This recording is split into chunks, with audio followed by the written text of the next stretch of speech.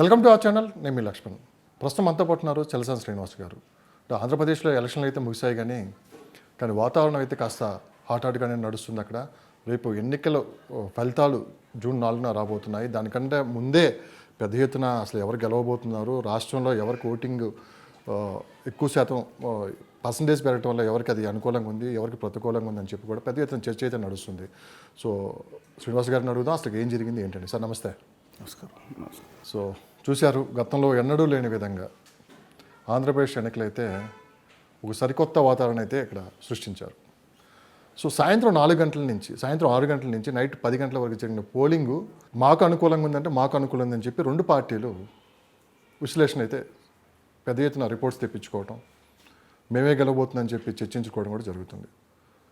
So పెద్ద ఎత్తున voting శాతం పెరగడానికి, విదేశాల నుంచి కూడా వచ్చి ఈసారి ఓటు హక్కు వినియోగించుకోవడానికి ఓటర్ల కసి అధికార పక్షం వైపా ప్రతిపక్షం వైపు అంటే మీరేం చెప్తారు? పెద్ద ఎత్తున అని మాట్లాడదాని ముందు రాత్రి 6 గంటలు 7 గంటల తర్వాత కేవలం 5 నుంచి 10% ఓటింగ్ కేంద్రాల దగ్గర మాత్రమే నేను ఎందుకంటే నెంబర్ ఆఫ్ తిరిగాను, మీరు వందల సంఖ్యలో కాకపోయినా అనేక చోట్ల ఆ రోజు కూడా తిరిగాను. లైన్లో క్యూలో ఉన్నది లేదండి, కొన్ని చోట్ల మాత్రం ఉన్నమాట వాస్తవం. 2019లో కూడా ఇదే విధంగా కొన్ని చోట్ల జరిగినాయి. కానీ నైట్ 12 గంటల దాకా అయితే పోలింగ్ 11, 12, 1 గంట కూడా జరిగిందని చెప్పారు ఆ రోజు. మీరు కావాలంటే అక్కడ చంద్రబాబు నాయుడు గారు ఇచ్చారు, లేదా మిగతా స్టేట్మెంట్ ఇచ్చారు, అలాగే ఇచ్చారు. కానీ అక్కడ మీద కొంచెం ఎక్కువ జరిగి ఉండొచ్చు, దట్ మచ్ డిఫరెన్స్ అండి. కానీ ఓటింగ్ శాతం పెరగడానికి 2-3 కారణాలు ఉన్నాయి. యాంటీ ఎస్టాబ్లిష్మెంట్ ఓటింగ్ ఒకటి ప్రజలను ప్రేరేపితం చేస్తుంది, ఆ కసితో ఓటు రావడానికి అదొక కారణం. రెండో కారణం డబ్బు ప్రభావం పెరిగిపోయింది. పూర్వం 30% ఇచ్చేవాళ్ళు పీక్ స్టేజ్కి వచ్చి 70-80% ఓట్లకి ఇవ్వటం కనపడుతుంది. నిజంగా 5-10% చనిపోయిన వాళ్ళు మిగతా వాళ్ళు ఉన్నారు, ఊర్లు ఎన్నాళ్ళు ఉంటారు. అంటే దాదాపు 80%, 83% ఓటింగ్ అయిందంటే కారణం కొన్ని చోట్ల 80% కూడా అయింది. కొన్ని పట్టణాలు తక్కువైంది 65-70. అక్కడ ఏమవుతుందంటే ప్రతి ఒక్కరికి ఓటర్ లిస్టులో రాసుకుని 1500, 1000 రూపాయలు 2 పార్టీలు ఇచ్చారండి. ఒక చోట అత్యధిక స్థానాల్లో వైకాపా ఇచ్చి ఉండొచ్చు, చాలా స్థానాల్లో తెలుగుదేశం ఎక్కువ ఇచ్చింది ఇద్దరికన్నా. మనం లెక్కేసుకుంటే ఆ డబ్బులు ఇచ్చినాడు రాకపోతే వాళ్ళు ఊరుకోరండి. ఇక్కడ స్లిప్ పెట్టుకుని అక్కడికి వెళ్ళి ఏమో రాలేదంటారు, వాళ్ళు తీసుకురావాల్సిందే, డబ్బులు వాపసు ఇవ్వాలి. మీకు అర్థమైంది కదండి, డబ్బులు వాపసు ఇవ్వాల్సిన అవసరం ఉంటుంది. అది కూడా ఒక డ్రైవింగ్ పాయింట్ అండి. అందరికీ డబ్బులు ఎక్కువ ఇవ్వటం, డబ్బులు ఇది పెరిగిపోవటం. లేకపోతే మీ ఇంట్లో 5 ఇచ్చాం పట్టండి మొత్తం ఇద్దరుగా శాంతం అవుతారు, ఇద్దరే పార్టీల వాళ్ళు. ఎవరికి వేసారో వాళ్ళు అడుగుతారు, డిఫరెంట్ ఇష్యూ. కానీ ఇద్దరు రాకపోతే ఇద్దరు వచ్చి మీ ఇంట్లో 5 ఓట్లు రాలేదు కాబట్టి మాకు 15,000 ఇచ్చేయండి అని అడిగితే ఎట్లాగా? అయితే 20,000. అందువల్ల ఇవన్నీ డ్రైవ్ చేసి కొంత ఓటింగ్ పెరగడానికి కారణం. అందుకని విదేశాల నుంచి వచ్చి మాట వాస్తవం, విదేశాల నుంచే కాదు ఇతర రాష్ట్రాల నుంచి కూడా వచ్చిన వాళ్ళు ఉన్నారు. దాదాపు 8 లక్షల మంది. కానీ బయట నడుస్తుంది 30 లక్షల మంది వచ్చారు, అది ఎంతవరకు నిజం? Absolutely not correct. 30 లక్షల మంది ఓటర్లు అనేది ఫేక్ అదంతా. నేను ఫేక్ అనే ఆ పదం కానీ అసలు క్వశ్చన్ లేదు. అంటే రాష్ట్రం మన ఓటర్లు ఎంతమంది తెలుసా? 4,13,00,000 చిల్లర. 1% ఒక పర్సెంట్ ఎంతో వేరియేషన్ చూపిస్తుంది. 2% అంటే చాలా ప్రభుత్వాలు మార్చేస్తుంది. మీరు చెప్పిన ప్రకారం దాదాపు 7-8% మంది ఓటర్లు వచ్చేసారని చెప్తున్నారు. I don't think so. But వచ్చిన ఓటర్లు తన తల్లిదండ్రులను కూడా ప్రభావితం చేశారు.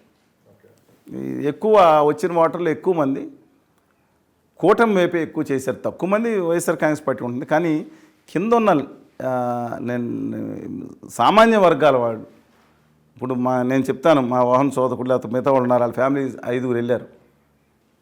4 వెళ్ళి జగన్మోహన్ రెడ్డి గారు కొట్టేసి వచ్చారు. అదే కొంతమంది ఫ్రెండ్స్ మిగతా వాళ్ళందరూ బస్సులో వెళ్ళారు.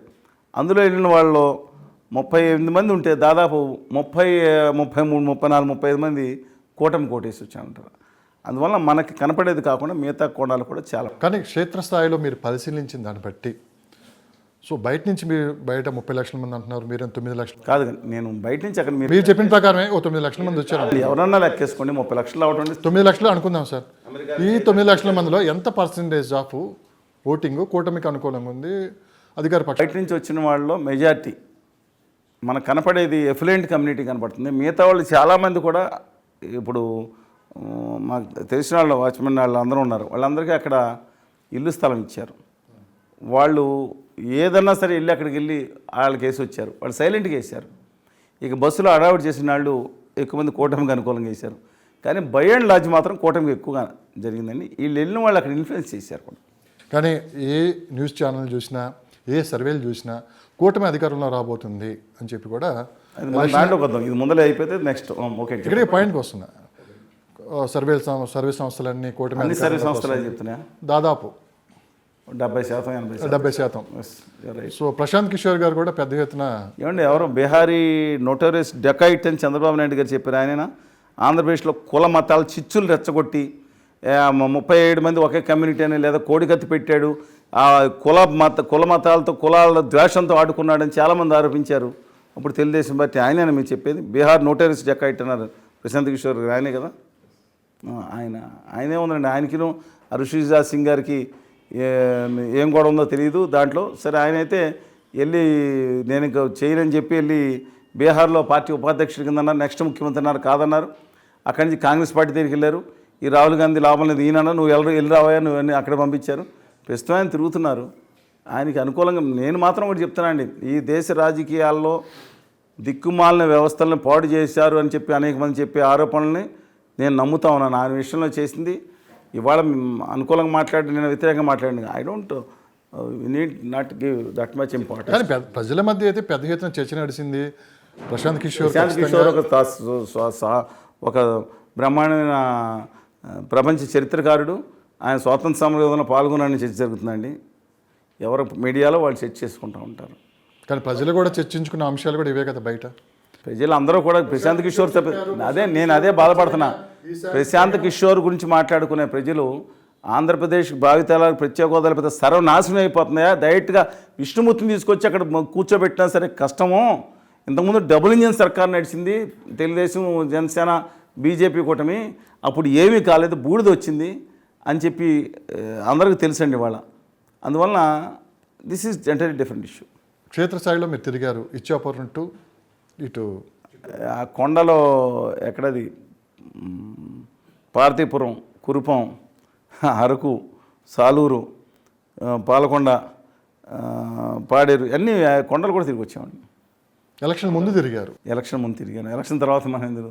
నేను ఖచ్చితంగా నీతి నిజాయితీ నిబద్ధతనాలకు ఓటేయమని చెప్పాము. బహుశా 25 సంవత్సరాలు అత్యంత భయంకరమైన స్పందన లేని మీడియాని ఇవాళ చూశాను. 99.9% మీడియా స్పందించలేదు. కితన్సారి కూడా కొంచెం రాష్ట్రం తిరిగి మేమేం కోరాము, మాకు ఓటేమని కోరామా? ప్రతి ఓటుకు వినియోగించుకోండి, మీ నియోజకవర్గాల్లో నీతి నిజాయితీ నిబద్ధతనాలు ఓటేయండి. 10 సంవత్సరాలు చేసాం. ఏ అభ్యర్థి అయినా పర్వాలేదు, ఇండిపెండెంట్ అన్నా పర్వాలేదు, కులం మతం డబ్బులు ధనం ఈ మందు ఇవన్నీ చూడమాకండి అని చెప్పాము మేము. కానీ ఉత్తర భారతీయ జనతా పార్టీకి మాత్రం ఓటేద్దని చెప్పాం. వేయద్దని చెప్పారా? ఖచ్చితంగా చెప్పాం. మరి కూటమిలో కూటమి వేరు ఆడిచ్చిందండి. ఇక్కడ గ్లాడియేటర్ సినిమా చూసారా మీరు? చాలా బానిసలతో గేమ్లు ఆడిస్తారు కదా, ఎవడు చచ్చిపోయినా నెగ్గినోడు ఒకటే, ఓడిపోయిన వాళ్ళు రాజుగారి దగ్గరికి నమస్కారం పెడతారు. సరే, మన బానిసలతో ఆడించినట్టు ఆడిచ్చారండి. ఇక్కడ బానిసలతో గేమ్లు ఆడిచ్చారు. ఎవరు నెగ్గినా వాళ్ళ కాళ్ళ దగ్గర ఉంటారు. ఇద్దరు కాళ్ళు రాజుగారి దగ్గరికి వచ్చి కాళ్ళు ముక్తారు. గుమా వ్యాపారులు, వెస్ట్ ఇండియా కంపెనీ యజమానులు ఉన్నారు కదా ఢిల్లీలో పాదుషాలు, నువ్వు ఓడావా, నీ గాయాలు తగినట్టు వచ్చి కాళ్ళు ముట్టుకోవాలి, విజయం సాధించి గాయాలు తగినట్టు కాళ్ళు వచ్చి ముట్టుకోవాలి, మధ్యవర్తిగా మీడియేటర్ చేసేవాడు కాళ్ళ దగ్గర ఉండాలి. ఏంటి దౌర్జన్యం అండి, ఏంటి దుర్మార్గం అండి. రౌడీ మాలు వసూలు చేశారండి వాళ్ళు. 0.5% ఓట్లు లేని వాళ్ళు 25% పార్లమెంట్ సీట్లు తీసుకున్నారండి ఒక కూటమిలో. 0.5 ఇంతకుముందు 0.84 వచ్చింది. ఈ 5 సంవత్సరాల నుంచి ఆంధ్రప్రదేశ్ చేసిన నమ్మద్రోహం దారుణం. ఇంకా అంతకుముందు 5 సంవత్సరాలు కానీ ఈ 5 సంవత్సరాలు బట్టి మొత్తం బడ్జెట్లో సర్వనాశనం చేసేసిన ఆంధ్రప్రదేశ్కి 0.5 ఓట్లు కూడా రాని వాళ్ళకి విచిత్రంగా ఉందండి. 25% పార్లమెంట్ సీట్లు ఇచ్చారు. చంద్రబాబు నాయుడు గారు జైల్లో పెట్టి బెదిరించినందుక? జైల్లో పెట్టించింది ఎవరండి? దాని సహకారం లేకుండా అవుతుందని ఒక చిన్నపిల్లని మాట్లాడమనండి. మీరేమో బీజేపీ చంద్రబాబు నాయుడు గారిని జైల్లో పెట్టించిందని. పెట్టించిన దాంట్లో వాళ్ళకి తెలియకుండా జరిగిందా లేదా అని మీకు తెలియదు. మేము గుండె మీద చేసుకుని అదే బీజేపీ పవన్ కళ్యాణ్ గారిని మీరు గుండె మీద చేసుకుని చెప్పండి. నిజంగా ఆయన హస్తం ఉందా? మీరు గుండె మీద చేయట్లా, కానీ అది ప్రజలకు తెలుసు. అది ఒప్పుకుంటారు. సో అదే బీజేపీ పవన్ కళ్యాణ్ గారిని అదే రాజమండ్రి జైలుకి పంపించి మాట్లాడించారు, పొత్తు ఓకే చేశారు. ఒకటి చెప్పండి, ఏదన్నా ఒకటి ఈ దీంతో పోల్చను, కానీ దీంతో పోల్చను. చాలా కాలం క్రితం మీకు తెలుసు కదండి, కోడిని ప్రతి రెక్క ఇస్తే గిలగిల్లా కొట్టుకుంటుంది, చూశారు కదా, చాలా బాధపడుతుంది. బాధపడిన తర్వాత గింజలు వేస్తే మళ్ళీ అక్కడే తిరుగుతూ ఉంటుంది. సార్ మన టాపిక్ అయితే డైవర్ట్ అవుతుంది. ఎందుకంటే ఇప్పుడు మన కేవలం ఫలితాల విశ్లేషణ గురించి మనం మాట్లాడుకుందాం అనుకున్నాం. సో క్షేత్రస్థాయిలో మీరు తిరిగారు, ఎన్నికల ఫలితాలు మరి కొన్ని రోజుల్లో రాబోతున్నాయి. ఇప్పుడు పెద్ద ఎత్తున చర్చ ఏంటంటే మహిళలు ఎటువైపు ఉన్నారు, పథకాలు ఎంతవరకు పనిచేశాయి. అర్బన్ ప్రాంతాల కాన్స్టిట్యున్సీస్, మేజర్ అర్బన్ ప్రాంతాల కాన్స్టిట్యున్సీ 175లో 52 స్థానాల పైన ఉన్నాయి. 52 స్థానాలలో మెజార్టీ 80% 85% స్థానాలు ఖచ్చితంగా కూటమి గెలుచుకోపోతుంది. ఏ మహిళలు ఎవరని కాదు, బై అండ్ లార్జ్ మహిళల శాతం 1% 2% ఎక్కువ రావచ్చు వైఎస్ఆర్ కాంగ్రెస్ పార్టీకి. కానీ బహుళంగా అన్ని వర్గాలు, బాధిత వర్గాలు అందరూ మిగతా చోట్ల ఖచ్చితంగా మీరు అర్బన్కి రూరల్ డివైడ్ చూస్తారు ఈ ఎలక్షన్లో. అర్బన్ కాన్స్టిట్యున్సీస్ ఒకటి చెప్తున్నారు, ఇప్పుడు కొత్త కాదండి. శ్రీకాకుళం తక్కువ పొందొచ్చు, Visakhapatnam east west north south, last time Rajahmundry major city Rajahmundry rural urban, Vijayawada central ఎంత 25 కోట్లతో, ఈస్ట్ ఏమో తెలుగుదేశం నెగ్గింది, గుంటూరు 2 నెగ్గింది, ఎంపీ నెగ్గింది, ఇక్కడ ఎంపీ నెగ్గింది, శ్రీకాకుళం నెగ్గింది చెప్తున్నాను. అలాగా కొన్ని చోట్ల తక్కువ ఓట్లతో మిగతా చోట్ల ఓడిపోవచ్చు తిరుపతిలో. అలాగే అందుకని నా అభిప్రాయం ప్రకారం major urban centres by and large అంటే కడప టౌన్, అంటే కడప టౌన్లో కూడా వ్యతిరేకత వచ్చింది వాళ్ళ. అందువలన బై అండ్ లార్జ్ మేజర్ సెంటర్లో మీరు బయట అడగండి, మీరు వెళ్ళొచ్చారు కదా, నేను మీకు చెప్పి వెళ్ళొస్తే 170% మంది తిడతా ఉన్నారు ప్రభుత్వాన్ని. ఇంతటి బహిరంగమైన అసంతృప్తి చాలా తక్కువ చోట్ల చూస్తాం మనం. సో ఇటు సర్వేలు కావచ్చు, మీలాంటి అనలిస్టులు కావచ్చు, సర్వేలు మనం చెప్పకూడదు కాబట్టి నేను అనలిస్ట్ ఉద్యమకారుగా చెప్తున్నానండి. విశ్లేషకులు కూడా గ్రౌండ్ లెవెల్ తిరగలేదు, నేను ఉద్యమం రూపాయన తిరిగాను. విశ్లేషకులు చాలా మంది తిరుగుతున్నారు. కానీ జగన్మోహన్ రెడ్డి గారు లండన్ వెళ్తూ ఐపాక్ టీంతో మాట చెప్పారు, 151+ సీట్లతో మనం అధికారం చేపట్టబోతున్నాము. నా ప్రమాణ స్వీకారం కూడా వైజాగ్లో ఉంటుంది. 9వ తారీఖు డేట్ కూడా ఇచ్చేశారు. ఆ ధైర్యం వెనుక ఏంటి సార్? ఇప్పుడు వెళ్తూ కూడా ఏంటంటే ఇప్పుడు కూటమి అంతా ఎలా ఉన్నారంటే మేము వచ్చేస్తున్నాం రైట్. సుబ్బారెడ్డి గారు స్టేట్మెంట్ ఇచ్చారు, 9వ తారీఖున ప్రమాణ స్వీకారాలు ఏర్పాటు చేసుకుంటామని వైవి సుబ్బారెడ్డి గారు నిన్న ఇందాక స్టేట్మెంట్ ఇచ్చారు. ఏకంగా మంత్రులు ఎవరో కూడా ఇక్కడ డిసైడ్ అయిపోయారు కూటమిలో. కానీ జగన్మోహన్ రెడ్డి గారు ఏ కాన్ఫిడెంట్తో ఆ మాట చెప్పారు? ఆయనకున్న రిపోర్ట్స్ ఒకటి చెప్పమంటారా? అసలు ఎవరెవరితో చెప్పాలి? సర్వే టీం ఈయనతో చెప్పాలి, ఈయన సర్వే చేశారా, ఆ సర్వే టీం చేసిందా? ఐపాక్ టీం సార్ మనం నెగ్గుతున్నామని వీరికి చెప్పాలి, రివర్స్లో నేను ఈయన వాళ్ళకి ధైర్యం ఇచ్చారు. కంగారు ఐపాక్ టీం మనం నెగ్గుతున్నామని చెప్పి ఈయన ఆయనకి చెప్పారనుకుంటా. ఇక్కడే పెద్ద కన్ఫ్యూజన్. జగన్మోహన్ రెడ్డి గారు ప్రజలకు గిన చెప్పుంటే డైరెక్ట్గా ప్రజలు ధైర్యంగా ఉండేవాళ్ళే, ఆయన నమ్ముకున్న వాళ్ళు. ఐపాక్ టీం చెప్పడానికి ఏంటి కారణం అంటారు ఇక్కడ? ఆయన ఆ ద్వారా చెప్తా ప్రజలకు తెలియజేశారని. కానీ ఒకటి చెప్తున్నానండి, ఆ తర్వాత మా ఒక అధికారులు కూడా వారు మాట్లాడతాం, పాత మాజీ అధికారులు ఎవరన్నా కానివ్వండి, 95 నుంచి 80 సీట్లు, 90 సీట్లు వస్తుంది, 98 సీట్లు వస్తాయని. ఎవరికి? జగన్మోహన్ రెడ్డి గారు వస్తాయని వాళ్ళు పార్టీలో ఉన్న. సార్ ఒకటి చెప్పమంటారా? తహసీల్దార్ ఆఫీస్ ఉంటుంది, మీరు ఆల్రెడీ రిటైర్మెంట్ అయిపోయిన తర్వాత తహసీల్దార్కి విలువ అక్కడ అంటే మిగతా వాళ్ళు ఉంటారు కదా, వాళ్ళందరూ ఇచ్చేది ఉంటుందా? ఇవాళ రావట్లేదు నేను 70 సీట్లు అంటే కాపీ కూడా పెట్టండి అటెండర్ వచ్చి. నేను చెప్పింది జీవిత సత్యం అండి అది. అందుకని అంటలేదు ఆయన ఎప్పుడు చంద్రబాబు నాయుడు గారికి ఆయన ఓడిపోతారని చాలా వరకు తెలుసు. 2019లో ఈజ్ నాట్ ఇన్నోసెంట్ అండి, అన్నీ తెలుసు. కానీ ప్రజల్లో కాన్ఫిడెన్స్ రిటర్న్ 120 అని చెప్పారు. మీకు అర్థమైంది కదా? ఇవాళ కూడా అంతేనండి. తన ప్రజల్లో అంతేకాదు ఈయన నమ్ముతున్నారు, ఆయన విజయసాయిరెడ్డి గారు మాత్రం నమ్ముతున్నారు. ఏమని? 140 స్థానాలు గెలుస్తాము, ఖచ్చితంగా గెలుస్తాం అనే కాన్ఫిడెన్స్. ఎందుకంటే నాకు తెలిసి గ్రేపన్ కమ్యూనికేషన్ సార్ ఎవరు వచ్చినప్పుడు చెప్పారంటే, సార్ మనం 112 113 నెగ్గుతున్నాం, రిపోర్ట్ వచ్చింది అనేది. ఏంటో రిపోర్టు? ఇలా 113 వస్తే ప్యాస్ మార్కులు వేసి వాళ్ళకి ఎగ్రెట్ అవుతుంది. అది చంద్రబాబు నాయుడు కంపెనీ దత్తపుడు నెగ్గినట్టు ఆయన చెప్పడం. మనకు 135 పైన వస్తున్నాయి అని లోపలికి వెళ్ళిపోయారంట. అంటే ఆయన నమ్ముతున్నాడు. ఇంకా ఆ నమ్మటం అనేది నేను చెప్తున్నా కానీ అన్ని దారులు జగన్మోహన్ రెడ్డి గారు గెలవటానికి ఉన్న దాదాపు అన్ని దారులు మూసుకుపోయినాయండి, ఎక్సెప్ట్ మీరన్న మహిళలు రూరల్ విషయాల్లో. ఆ ఒక్కదారి అద్భుతం జరిగితే కానీ ఆయన అధికారంలోకి రావటం చాలా కష్టం. అద్భుతం జరుగుతుందా అంటే మీరు ఇంకా చిన్నవాళ్ళు 1978 ఎన్నికలు ఒకసారి రిఫర్ చేసుకోండి. 1978 ముక్కు మొహం తెలియని వాళ్ళు ఎక్కడ వాళ్ళు టెక్కెర్మలు వేసుకొచ్చేసారు. ఇందిరమ్మ ఇప్పుడు ఇన్ని యూట్యూబ్ చేయమని యూట్యూబే లేదు, టీవీ లేదు. అసలు టీవీ ఎప్పుడు వచ్చిందండి? 82లో మనకి ఏషియన్ గేమ్స్ తర్వాత ప్రవేశించింది. ఆల్ ఇండియా రేడియో అది వేరే విధం, ఎవరు అధికారులు ఉండేది. అప్పుడు జనతా పార్టీ ఉంది. ఇక్కడ ఆంధ్రప్రదేశ్ రాష్ట్ర ప్రభుత్వంలో రెడ్డి కాంగ్రెస్ అధికారులు ఉంది, జలవెంగళరావు ముఖ్యమంత్రిగా. ముక్కు మొహం తెలియని వ్యక్తులు టెకేల్మని 175 మంది తగ్గించారు. అసలు ఎవరు వీళ్ళు గుర్తు ఏంటో ఆవుదోడగా చేయి గుర్తు అంటే టెకెల్ వచ్చింది ఇచ్చారు. మౌత్ పల్సిట్ అయింది, మహిళల్లో అయింది. ఇందిరాగాంధీ గారిని జైల్లో పెట్టారని వచ్చింది. ఇవాళ చంద్రబాబు నాయుడు గారు కూడా సింపతి హౌస్ దాని మీద. బట్ గ్రామీణ ప్రాంతాల్లో మహిళలు తమకు ఉపయోగం చేశారు కాబట్టి తిరిగి ఒక విశ్వాసం తమకు తిరిగి ఏదైనా ఇవ్వాలనే దాని మీద ఆ కాన్ఫిడెన్స్ మీద జగన్ గారు ఉన్నారు. ఆ అద్భుతం కనుక జరిగితే అది కూడా ఏదో 150 సీట్లు అని వచ్చింది భ్రమలు పడితే నేను చెప్తాను, ఆ భ్రమలే కనుక జరిగితే మళ్ళీ నేను రాజకీయాల గురించి 150 సీట్ల పైన వస్తే ఇక్కడే పాయింట్కి వస్తున్నా. ఆ అద్భుతమే కానీ జరిగితే దేశం మొత్తం ఆంధ్ర వైపు చూస్తుందని చెప్పి జగన్మోహన్ రెడ్డి గారు ఒక మాట అన్నారు. డెఫినెట్గానండి. ఇక నుంచి అంతా ఫ్రీబీసు ఇచ్చుకుంటా వెళ్ళిపోవాలని చెప్పి దేశం అంతా ఆంధ్రప్రదేశ్ చూస్తుంది. నమ్మిన ఫ్రీబీస్ అంతకన్నా ఎక్కువ ఇస్తున్నారు జగన్మోహన్ రెడ్డి. చంద్రబాబు నాయుడు గారు హామీలు ఇచ్చారు కదా, పవన్ కళ్యాణ్ గారు హామీ ఇచ్చారు. ఇంతకన్నా డబల్ ₹1 పెంచనంటే వాలంటీర్లకి 100% పెంచుతూ ఉన్నారు వాలంటీర్స్కి. అలాంటివి చాలా ఉన్నాయి. అందువల్ల ఆంధ్రప్రదేశ్ నేను అనుకుంటాను దారులు ఆయన ఎక్కడానికి పోల్ మేనేజ్మెంట్ కూడా సరిగ్గా మనీ మేనేజ్మెంట్ ఇప్పుడు అనుకున్నారు దాంట్లో సరి చేసిన. ఇంతకుముందు చెప్పాను అత్యధిక చోట్ల వైకాపా చేయొచ్చు కానీ చాలా చోట్ల మిగతా చోట్ల తెలుగుదేశం కూడా చేసిందండి. కూటమి కూడా మనీ మేనేజ్మెంట్ పోల్ మేనేజ్మెంట్ చేసింది. సార్ పోల్ మేనేజ్మెంట్లో సక్సెస్ అయింది ఎవరు సార్ ఇక్కడ? ఇవాళ ఉత్తర భారతీయ జనతా పార్టీ ఆంధ్రప్రదేశ్కి నమ్మక ద్రోహం నియమించి చేసిన పార్టీ ఉండటం వల్ల ఇప్పుడు ఎలక్షన్ కమిషన్ వాళ్ళ బ్యాచ్ అంటారు కదా, అందరూ చూశారు కదా ఆరోపణలు. ఏం జరిగినా అధికారులు కొంత ఆలస్యంగా ట్రాన్స్ఫర్ చేసినా ఖచ్చితంగా కొంత అనుకూలత ఉందండి. పోల్ మేనేజ్మెంట్లో వైకాపా ముందే అన్నీ చేర్చుకున్నా సరే టీడీపీ కూడా అండ్ కూటమి కూడా గట్టి పోల్ మేనేజ్ చేశారు. గతంలో ఎన్నడూ లేని విధంగా రేపు ఫలితాలపై ఇంత పెద్ద ఎత్తున చర్చ జరగటం ఏంటి సార్? ఎప్పుడు ఇంత పెద్ద ఎత్తున నేను దాని గురించి బాధపడలేదు. గతంలో ఎన్నడూ లేని విధంగా ఆంధ్రప్రదేశ్ పరిస్థితి ఇంత దౌర్భాగ్య స్థితికి దిగజారిపోయిందని బాధపడుతున్నాను. అదేంటంటారా? ఇవాళ చర్చలు దేని మీద జరిగిందో తెలుసా? అది ఒక సైకో, వీళ్ళు ఒక శాడిస్టు, వాళ్ళకి 4 పెళ్ళాళ్ళు, 4వ పెళ్ళం ఇదే అండి. చర్చ జరగాల్సింది రైతుల యొక్క హక్కుల కోసం, మహిళల హక్కుల కోసం. ఆంధ్రప్రదేశ్ భావితరాలు బాగుండాలంటే ఒకటి చెప్తున్నారు కదండి, విభజన హామీలు, రాయితీలు, ఇన్సెంటివ్స్ వస్తాయి.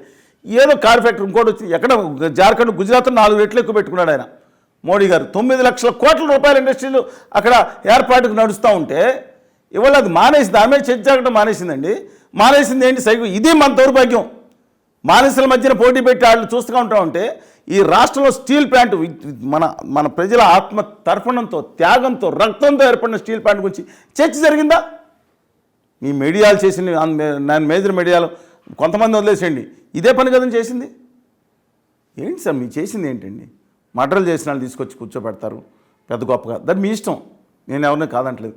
కనీసం మంచి వాళ్ళకి ఓటేయండి అని చెప్తే మా వాదన కూడా చెప్పించుకోకపోతే ఎలాగండి? ఏం తప్పు చేసామండి మేము? ఏం తప్పు చేసాం? ఇవాళ చర్చలు దాని మీద జరగాలండి. లక్ష్మణ్ గారు మిమ్మల్ని అడుగుతున్నా, చర్చలు దేని మీద జరగాలి? రాష్ట్ర అభివృద్ధి గురించి, అభివృద్ధి మీద, ప్రజా సమస్యల మీద, దీని మీద ఎన్నికలు జరగాలి. జరిగింది సైకోలు, శాడిస్టులు, ఆడు రాకుండా ఉంటే చాలు, వీడు రాకుండా ఇంకే. సార్ ఇవన్నీ పక్కన పెడతాం సార్. ఏంటి బాధ వచ్చేస్తుందండి? గత ఎన్నికలకి ఈసారి జరిగిన 2024 ఎలక్షన్లకి ఇదే తేడా అండి. గత ఎన్నికలు కొన్ని హోదా, విభజన హామీలు, ఏం చేయాలి, మేనిఫెస్టో. ఇక్కడ మాత్రం సైకోలు, శాడిస్టులు, వీళ్ళ మీద ఎన్నికలు జరిగినాయి. వీళ్ళ భావోద్వేగాలు పెంచేశారు. ఈ మన 5,000 ఇస్తామంటే 10,000, ఇదే పని ఇక్కడ. సార్ మనీ అనేది ఎప్పుడు ఉండేదే. ఆంధ్రప్రదేశ్ పీక్ మనీ పెరిగిందండి. 2024లో కులాలు వైజ్గా విడిపోయారు. 2019లో జరిగిన ఈసారి 2024 ఫలితాలు కూడా ఈ కులాలను బేస్ చేసుకున్న ఫలితాలు రాబోతున్నాయి. ఎందుకంటే జగన్మోహన్ రెడ్డి గారు అన్నారు, మహిళలను పెద్ద ఎత్తున నమ్ముకున్నాము, నా ఎస్సీ, నా బీసీ, నా ఎస్టీ, మైనార్టీ ఖచ్చితంగా నాకు అండగా ఉంటారని చెప్పి ఆ కాన్ఫిడెంట్ ఎన్నికలు అన్నారు. ఇంతకుముందు 2019లో కూడా కులాల ప్రాతిపదిక మీద కూడా జరిగిందండి. కానీ ఇంత పెద్ద ఎత్తున జరగలేదేమో. ఇవాళ జరిగింది ఆయన చేసిన సోషల్ ఇంజనీరింగ్ ఏదైతే ఉందో అది ఒక సంవత్సరం క్రితం చేస్తుంటే ఆయన ప్రజలకి ఆయన ఎఫెక్టివ్ దాంట్లో మాట్లాడేవాళ్ళు. నేను ఎవరైనా తక్కువ చేయట్లేదండి. అసలు అధికార ప్రతినిధులు ఎవరైనా పార్టీలో ఒకళ్ళు దుర్మానం. కనీసం ల్యాండ్ టైటిలింగ్ యాక్ట్ ఉందంటే అది అసెంబ్లీ ఏకాగ్రంగా ఆమోదించిందే బాబా, అందరూ చప్పట్లు కొట్టేసారు. దాంట్లో ఒక అక్షరం ఒక నుంచి బయటకు వచ్చి చెప్పే మనిషే లేడు. వీళ్ళు చింపేశారంటే అసెంబ్లీ నుంచి చింపేసారు మనిషే లేడు. అంటే ఐడియాలజికల్ బ్రాండ్ ట్రిప్స్ వచ్చింది ఆ పార్టీలో. ఎవరో బయట వచ్చి తక్కువని మాట్లాడేది ఎవరో గవర్నీలు సంబరాల రాంబాబు గారు, అంబటి రాంబాబు గారు. ఆయనే చెప్పారు, నేను సంబరాల రాంబాబుని పాట కూడా రాయించుకున్నారు, తప్పేంటని డ్యాన్స్ కూడా చేశారు. ఆయన మాట్లాడగానే సరే మాటలో పొదున్న దాన్ని వ్యంగ్యం డామినేట్ చేసేసింది. అందరూ ఉండవల్లి గారిని ఫాలో అవుతున్నారు. ఇక గవర్నీలు కొడాలి శ్రీ వెంకటేశ్వరరావు గారు, నాని గారు అంటారు మీరు, ఆయన మాట్లాడగానే జగన్ గారు ఒక టీవీ పెట్టి చూస్తాను, ఏం మాట్లాడుతాను, బాగా మాట్లాడుతున్నారని చెప్తున్నాను. ఎవరు చెప్పింది? ఆయన ఏం మాట్లాడతారు? ఇక మూడో ఆయన పేరు నాని గారు, కొంచెం సబ్జెక్ట్ ఉన్న ఆయన మాట్లాడేటప్పుడు కూడా ఉండవాలి కానీ ఆ వ్యంగ్యం డామినేట్ చేస్తుంది సబ్జెక్ట్ కంటే కూడా. ఇక అధికార ప్రతినిధులు ఉన్నారు, ఒకళ్ళు ఉన్నారు పక్కన పెట్టిన నాగార్జున మాట్లాడతాడు, ఆయన ఎక్కడికో వెళ్ళిపోయారు క్యాండిడేట్ అన్నారు. అసలు సబ్జెక్ట్ చెప్పేవాళ్ళు ఎవరు? ఓన్లీ పొద్దున్న నుంచి రాత్రి రాగానే విద్వేషం. ఇది ఎక్స్పోర్ట్స్, జనరల్ ఎక్స్పోర్ట్స్ పెరిగిన 92,000 నుంచి 1,70,000 కోట్లని ఈ రాష్ట్రంలో 99% అని తెలుసా? వాళ్ళు చేసిన అధికార దుర్వినియోగాన్ని, కక్ష సాధింపు చర్యల్ని, అమరావతి మీద చర్యల్ని అద్భుతంగా ప్రతిపక్షాలు ముందుకు తీసుకెళ్లారు. అదే సార్, లాస్ట్ మినిట్ అంటే లాస్ట్ 15-20 రోజులు ఉండగా పవన్ కళ్యాణ్ గారు ఒక సభలో ఈ ల్యాండ్ టైటిలింగ్ యాక్ట్ గురించి చెప్పటం, అది దిగు స్థాయి కార్యకర్తల వరకు వెళ్ళిపోవటం. అంటే ఒక హాఫ్ ఎకరా ఉన్నవాడు కూడా ఏదో నా భూమిని కోల్పోతున్నాము, ఏదో జరగబోతుందని చెప్పి ప్రతిపక్షాలు బలంగా ప్రజల్లోకి తీసుకొని పోయింది. లాస్ట్ చివరి నిమిషంలోనే అది ప్రతిపక్షాలకి బాగా ప్లస్ అయింది. మామూలు ప్లస్ అవ్వలేదండి. అదేను మేనిఫెస్టో రెండు మీరు ఏప్రిల్ 24వ తారీఖు వరకు అంత ఇష్యూ లేదండి. చంద్రబాబు నాయుడు గారు ఇచ్చిన మేనిఫెస్టో మీద కూడా చర్చ ఎక్కువ జరగలేదు. కరెక్ట్, మీరు ఒప్పుకుంటారు కదా. 100%. ఆ జనం ఎక్కువ మంది కూడా నమ్మలేదు, తక్కువ మంది నమ్ముంటారు సూపర్ ఇస్తారో లేదని. ఎప్పుడైతే జగన్మోహన్ రెడ్డి గారు 27వ తారీఖున తన మేనిఫెస్టో ప్రకటించారో, ఇది మనం మాట్లాడుకున్న ఎన్నికల ముందు కూడా ఎప్పుడైతే ప్రకటించారో అప్పుడు చర్చ మొదలుపెట్టింది. ఆయన 3,000 అంటాడు, 2029 250 బతుకు. నాకు చాలామంది అయ్యా సార్ మేము బతుకుతాం, అప్పుడు బతకటే 72 ఏళ్ళు కాదండి, 5 ఏళ్ళ తర్వాత ఇస్తాడంట 250. ఈ చంద్రబాబు నాయుడు గారు ఏంటి 4,000 ఇస్తాను, మొదటి నెల నుంచి ఇస్తాను, గత 3 నెలల నుంచి సరిపడా 7,000 ఇస్తాను, మీకు 9,000 ఏమో దివ్యాంగులకు ఇస్తాను. ఏది ఫస్ట్ రోజు జగన్మోహన్ రెడ్డి గారు ఆఖరిన బటన్ నొక్కింది, అది అఫీషియల్ లంచం అనమాట. ఈయనేమో అఫీషియల్ లంచం, వాళ్ళకి ప్రజలకు ఇచ్చే 1,000-2,000 కాకుండా అఫీషియల్ గవర్నమెంట్ చేత ఇప్పిస్తున్నారు. సార్ లాస్ట్ మినిట్ ఈసీ 14,300 కోట్ల రూపాయలు ఆపటం డెఫినెట్గా 2 విధాలుగా ప్రైస్ మైనస్ అయిందండి. ముందే నొక్కాడు కదా బట్టిన వాళ్ళందరూ మిస్ఫైర్ అయింది. అది ఎలక్షన్ ప్రభావం మీద ఎంతవరకు చూపించింది? ఈ రెండు ఉన్నాయండి. చాలామంది ఏంటంటే వాళ్ళు ఆపేశారని, ఎవరో నిమ్మగడ్డ రమేష్ కుమార్ గారు ఆపేశారు, ఇంకోళ్ళు ఆపేశారని వీళ్ళు చెప్పారు. అదర్ సైడ్ ఏం జరిగిందంటే, నువ్వు బటన్ ఎప్పుడో నొక్కితే ఇప్పుడు పడతావు ఏంటని చెప్పి వాళ్ళు అడిగారు. అందువల్ల ప్లస్ జరిగింది, మైనస్ జరిగింది. కానీ ల్యాండ్ టైటిలింగ్ యాక్ట్ మాత్రం చాలా నేను ఆశ్చర్యపోయాను. యాక్చువల్గా ఇవాళేదో కళ్ళు తెరుచుకున్నట్టు జనం బయలుదేరారు. ఈ లాయర్లు అండి నెలల తరబడి ధర్నాలు, దీక్షలు, నిరాదీక్షలు చేస్తున్నారండి. మేము వెళ్ళాం, ఏది ల్యాండ్ టైటిలింగ్ యాక్ట్ వద్దు, దాంట్లో కొన్ని సవరణ చేసి చట్టం అవసరం, తెచ్చింది ఎవరు? నీతి ఆయోగ్, కేంద్ర ప్రభుత్వం ఈ చట్టం వాళ్ళ అవసరం. నేను మళ్ళీ చెప్తున్నాను, ఎవరెవరిని తిట్టుకున్నా నాకు బాధలేదు.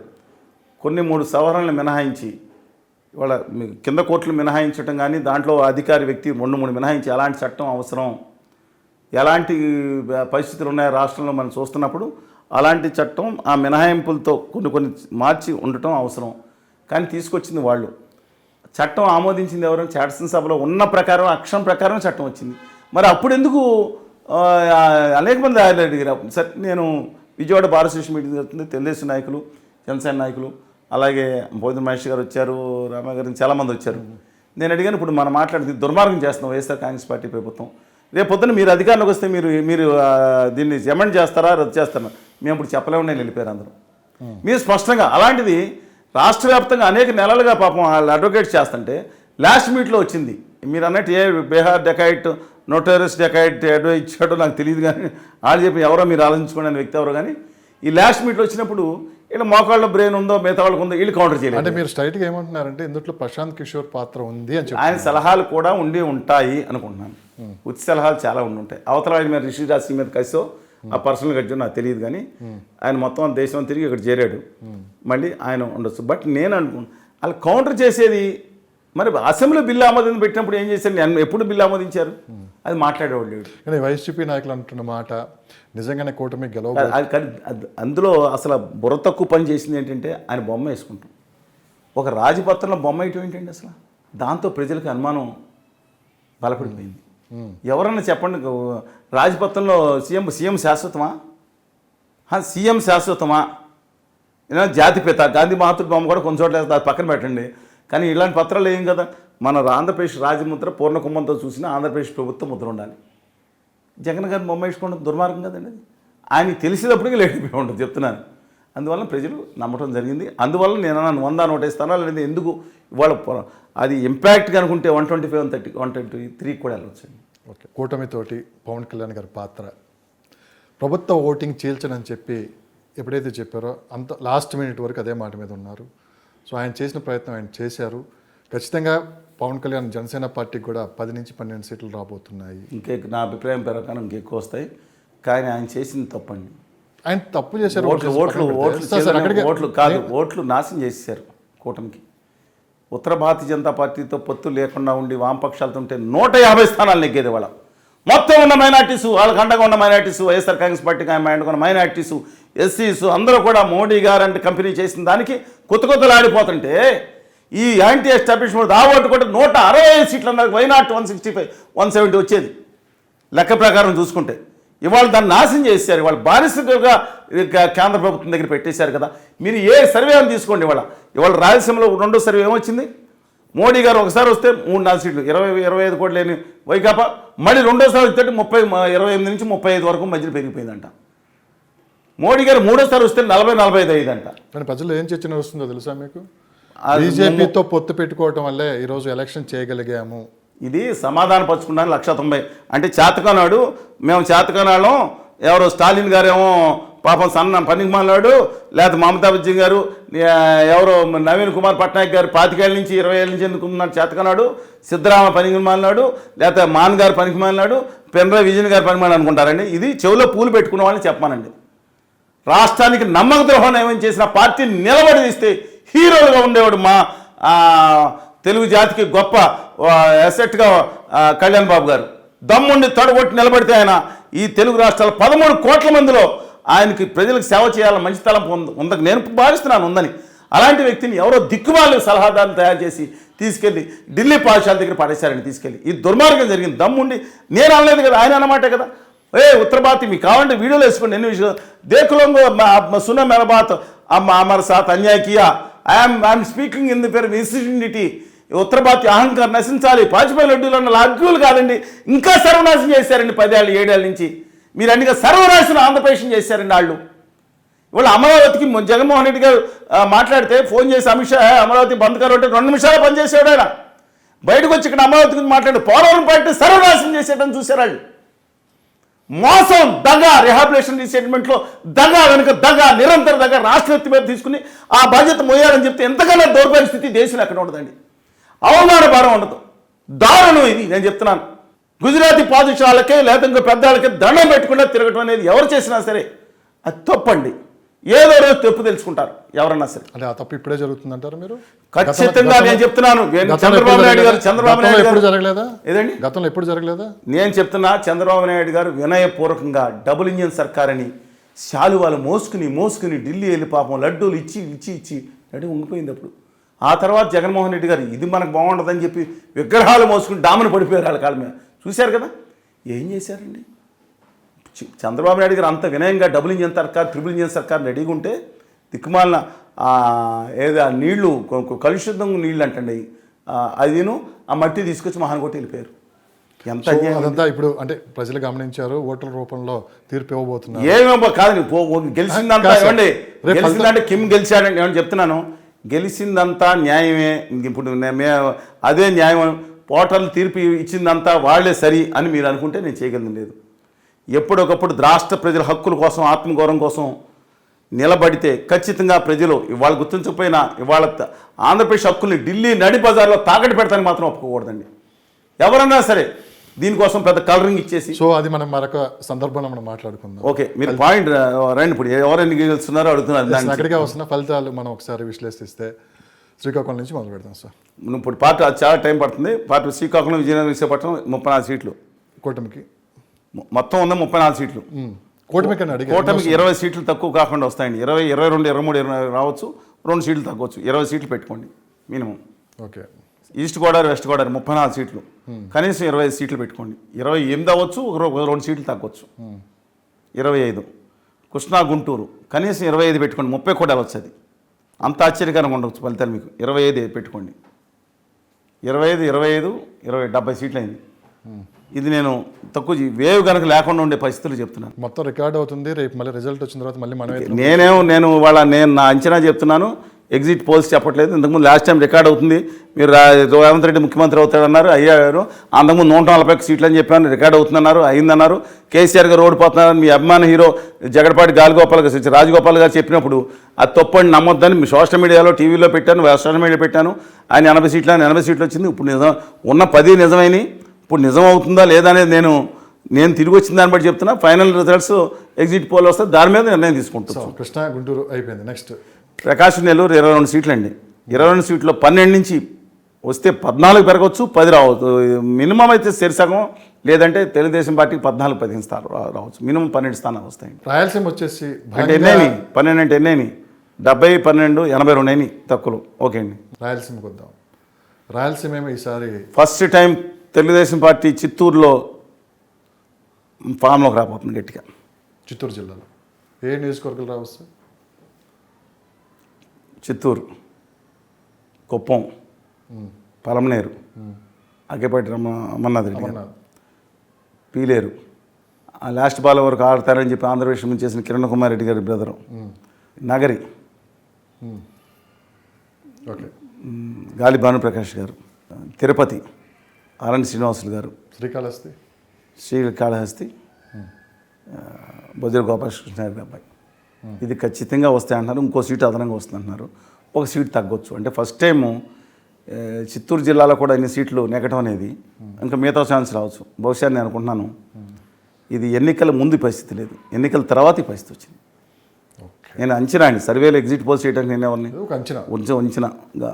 సో మిగతా కడప కాన్స్టిట్యున్సీ వద్దులే కానీ కడప ఉన్న 10 సీట్లలో పొద్దుటూరు వరదరాజరెడ్డి గారి మీద పాజిటివ్ ఉందండి. యాక్చువల్గా మోడీ గారు రాకుండా ఉంటే ఇంకా బీభత్సంగా ఉండేది. మోడీ గారు వచ్చారు, 3ోసారి వస్తే నేను చెప్పాను కదండి, ఇంకా తగ్గిపోయాయి సీట్లు కూటమికి. కడప, పొద్దుటూరు, మైదుకూరులో గట్టిగా రెడ్డప్ప గారి మాధవరెడ్డి గారు ఇచ్చిన పోటీ బీభత్సంగా ఇచ్చారండి. న్యారో ముస్లిం మైనారిటీస్లో 5% వేసిన ఆవిడ నెగ్గేసే అవకాశం కనపడుతుంది. చాలా టఫ్ ఫైట్ ఇచ్చారు. బట్ 2%, 3% వైకాపా. ఎందుకంటే కాంగ్రెస్ పార్టీ అభ్యర్థి ఆఫ్జల్ అనుకుంటా వారి పేరు, వారు దాదాపు 6 to 7% ఓట్లు చేసేటట్టు కనపడుతున్నారు. షర్మిల గారి పార్లమెంట్లో మాత్రం మోర్ దాన్ 16% ఆ కాన్స్టిట్యూట్ బయట కానీ ఎక్కువ ఓట్లు వచ్చింది కనపడుతున్నాయి. ఇదిను ఆ 4 సీట్లు అయితే గట్టి పోటీ ఉందండి. కర్నూలు ఎన్ని సీట్లు వస్తాయి సార్? ఇదండి కర్నూలు ఇది అంటే 1 to 3 మ్యాక్సిమం అని నా అంచనా. కడప ఒకటి వచ్చినా మీరు ఆశ్చర్యపడదు. అనంతపురం, కర్నూలు అయితే మళ్ళీ 4 సీట్లో ఉంటుంది తెలుసు. శ్రీశైలం, బనగానపల్లి, కర్నూలు, ఎమ్మిగనూరు, ఆలగడ్డ. ఈ 5 సీట్లో 4 సీట్లు రావచ్చు. 5 సీట్లు ఒక 2 సీట్లు అటు ఇటు రావచ్చండి. మిగతా 10 సీట్లు అత్యధిక స్థానాలు, 10 సీట్లో 9 సీట్లు 8 సీట్లు వైఎస్ఆర్ కాంగ్రెస్ పార్టీ అత్యధిక స్థానాలు వచ్చే జిల్లా కర్నూలు అవుతుంది. అనంతపురంలో మడకశిర అంటే వైఎస్ఆర్ కాంగ్రెస్ పార్టీకి అనుకూలంగా ఉంది మడకశిర. మిగతా అలాగే ధర్మవరం ఒకటి. నాకు సీట్లు చెప్పండి. సరే, ఉన్న 8 సీట్లలో ఖచ్చితంగా తెలుగుదేశం పార్టీ 7 నుంచి 8 సీట్లు నెగ్గుతాయి. 2 సీట్లు టఫ్ ఉంటుందండి. 4 సీట్లు వైఎస్ఆర్ కాంగ్రెస్ పార్టీ. కానీ బయట జరుగుతున్న ప్రచారానికి మీరు చెప్పేదానికి రాయలసీమలో అస్సలు మ్యాచ్ అవ్వట్లేదు. ఏంటంటే బయట జరిగిన ప్రచారం ఏంటి? ఈసారి వైఎస్ఆర్సీపీ రాయలసీమలోనే అత్యధిక సీట్లు రాబోతున్నాయి. నేనేం చెప్పాను కూడా, కానీ మీరు ఎక్కువ 50-50 లాగా చెప్పారు. 50 కాదు, ఖచ్చితంగానే చెప్తున్నాను నేను. ఇక్కడ 7 సీట్లు, అక్కడ 7 సీట్లు 14, ఇక్కడ 1 లేదా 2 15, కర్నూలులో 4 సీట్లు 17, 18, 19 సీట్లు రావచ్చు. 35 స్థానాలు, 30 నుంచి 35 స్థానాలు, 30 to 35 వైఎస్ఆర్ కాంగ్రెస్ పార్టీ రాయలసీమలో. అది పీక్స్ వస్తే పార్టీ కూడా వెళ్ళచ్చు, తక్కువైతే ఒక సీట్ తక్కువ. 30 నుంచి 30 స్థానాలు వస్తాయండి. ఇంత కాన్ఫిడెంట్గా ఉన్నారు. బయట కూడా కొంతమంది 75% పీపుల్ కూటమి వస్తుందన్నారు. మరి చంద్రబాబు నాయుడు గారు మౌనం ఏంటి, బయటికి వచ్చి చెప్పలేకపోవడం ఏంటి అనే ఒక ప్రశ్న మొదలవుతుంది. ఈ మౌనం దేనికి సంకేతం? నాకు ఆయన సంకేతాలు విశ్లేషించగలిగే ఇది నాకు లేదండి. ఆయన సిగ్నల్స్ని డీకోడ్ చేయాల్సింది వేరే వాళ్ళు చేయాలి తప్పితే ఆయన సిగ్నల్స్ ఏంటి, జగన్మోహన్ రెడ్డి గారు 150 సిగ్నల్స్ అంటే ఆయన క్యాబినెట్ ఆయన సమాధానం చెప్తాను అనుకుని ఉంటారు. ఆయన మౌనం ఐ డోంట్ థింక్. కానీ ఇది కూడా బయట చర్చ నడుస్తుంది. నడవనండి, దానికి నేను రెస్పాన్సిబుల్. కానీ ఆయన మౌనం కాదు, మిగతా వాళ్ళు చెప్తున్నారు కదా నెగ్గుతున్నామని, విజయం సాధిస్తాను. మొత్తం వాళ్ళందరూ మొత్తం పార్టీ అంతా చెప్తున్నారు 150 స్థానాలు గ్యారంటీ, 140 స్థానాలు గ్యారంటీ చెప్తున్నారు ప్రజల్లో. కానీ ఒకటే చెప్పానండి, నాకున్న దాని ప్రకారం ఒక్కటి చిన్న చెప్తాను కదా, చిన్న అన్ని అవకాశాలు ఆ మహిళలు రూరల్ కాన్స్టిట్యున్సీలో మూకుమ్మడికి 50% కదా వేయటం, 60% ఓట్లు పైన కనుక పడితే ఆ రూరల్ కాన్స్టిట్యున్సీస్లో, అర్బన్ కాన్స్టిట్యున్సీలో 10-15 సీట్లు వస్తాయని జగన్మోహన్ రెడ్డి గారు తెలియదు. రూరల్ కాన్స్టిట్యున్సీలో 120 సీట్ల పైన ఉన్నాయండి. ఆ సీట్లలో ఆయన 70-80 సీట్లు గెలుచుకోగలిగితే అప్పుడు ఆయన ఈ విల్ విన్ ఫీల్డ్. అదర్వైజ్ ఆయన గట్టి పోటీ ఇవ్వటం కూడా కొన్ని చోట్ల కష్టం. సో ఫైనల్గా ఈసారి ఓటర్ మీద ప్రధానంగా ప్రభావం చూపిన అంశాలు ఏంటంటే మీరు చెప్పారు? అమరావతి ఒకటి, ల్యాండ్ టైటిలింగ్ యాక్ట్ కాదు. ఫస్ట్ ఓటర్ల మీద ప్రభావం చూపించి జగన్మోహన్ రెడ్డి గారు వ్యతిరేకంగా 10-15 అంశాలు ఉన్నాయి, అనుకూలంగా కేవలం 2 ఉన్నాయి. వ్యతిరేకంగా ఉంది ఇవాళ మొత్తం ఎంప్లాయీస్ 80% ఎంప్లాయీస్ వ్యతిరేకంగా ఉన్నారు. ఎంప్లాయీస్తో పాటు మిగతా క్వాసీ సంస్థలుగా క్వాలిటీ ఎంప్లాయీస్గా ఉన్న అంగన్వాడీ వర్కర్స్ వీళ్ళు టేక్అవుట్ అండి, అదొకటి.